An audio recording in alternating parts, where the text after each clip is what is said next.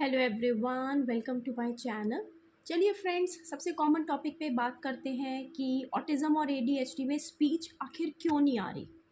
ठीक है, सब लोगों के सारे पेरेंट्स इतने टाइम से स्पीच थेरेपी करा रहे हैं, डिफरेंट टाइप्स ऑफ थेरेपीज़ करा रहे हैं, ओरोमोटर, फंक्शनल, बिहेवियर, एबीए, लेकिन मैक्सिमम पेरेंट्स आज परेशान हैं, कह रहे हैं कि हमारे बच्चे की काफ़ी सारे सिम्टम्स इम्प्रूव हो गए हैं, लेकिन स्पीच नहीं आ रही है।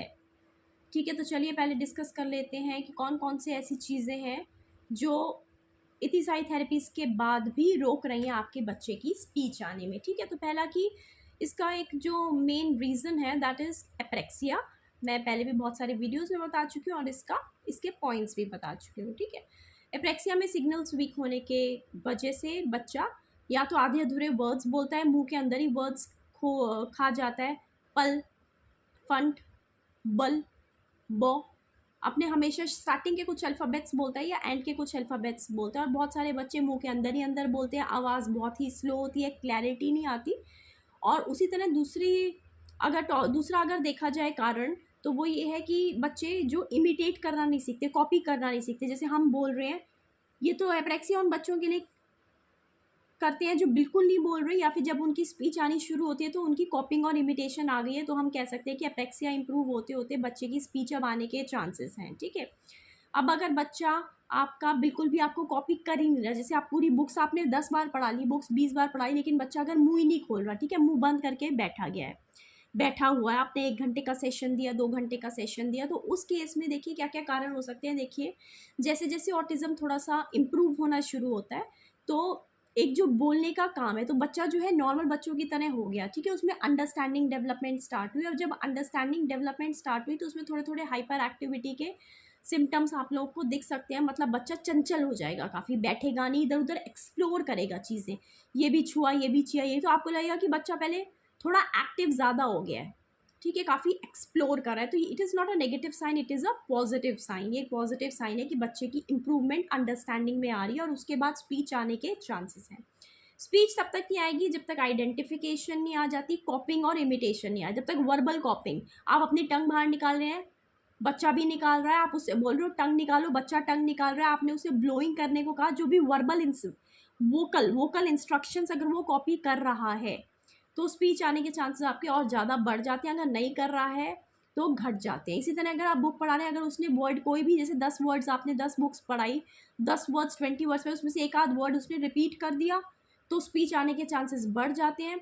और अगर आपको ऐसा लग रहा है आज उसने रिपीट किया, उसके बाद आपके कान तरस गए, उसने 8-10 दिन तक कोई वर्ड रिपीट नहीं किया, it means there is apraxia, जिसकी वजह से वर्ड्स जल्दी जल्दी नहीं आ रहे।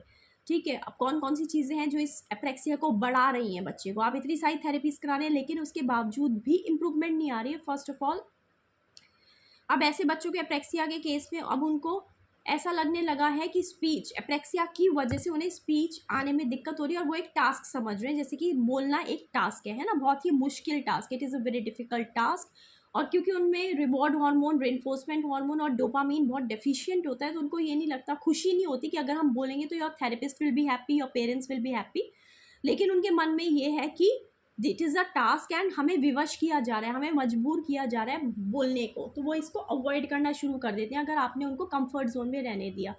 फॉर एग्जाम्पल फ्रेंड्स, अगर आपने 1 आवर की स्पीच थेरेपी कराई, 2 आवर्स की स्पीच थेरेपी कराई, और घर में अगर उसके जो भी चीज़ें हैं उसके रीच आउट पे रख दी, जैसे अपने आप पानी की बॉटल उठा लो, बहुत सारे पेरेंट्स आते हैं, कहते हैं वो तो अपने आप चीज़ें ले लेता है। ठीक है, तो it is one of the drawback, जिससे बच्चे की स्पीच पीछे चली जाएगी, या फिर स्पीच आने में और ज़्यादा लंबा समय हो जाएगा, क्योंकि चीज़ें आपको उसकी रीच में देनी रखनी नहीं है। ठीक है, क्योंकि अब वो वाली कंडीशन आ गई कि वो टास्क समझ रहे हैं, तो बोलने से बचना शुरू कर देगा। ठीक है, अब वो अगर बिना बोले आपसे, बिना बोले कोई भी चीज़ मांग रहा है, आपको ऐसा नहीं कि थोड़ी थोड़ी देर में खाना दे दें छोटे छोटे बच्चों को। ठीक है, जब तक वो बोलता नहीं आपको खाना नहीं देना है।